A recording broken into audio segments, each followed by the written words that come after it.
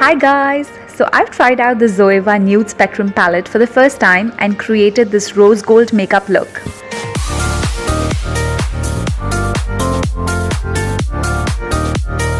For the base, I picked the lightest shade in the palette.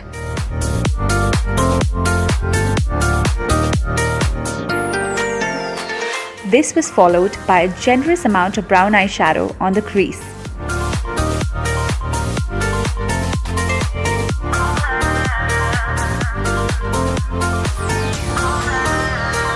Using a flat brush, I then applied the rose gold shade on the center of my lid.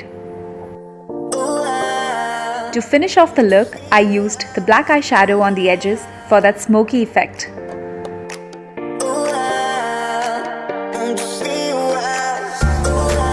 And of course, I highlighted the inner corner of the eye.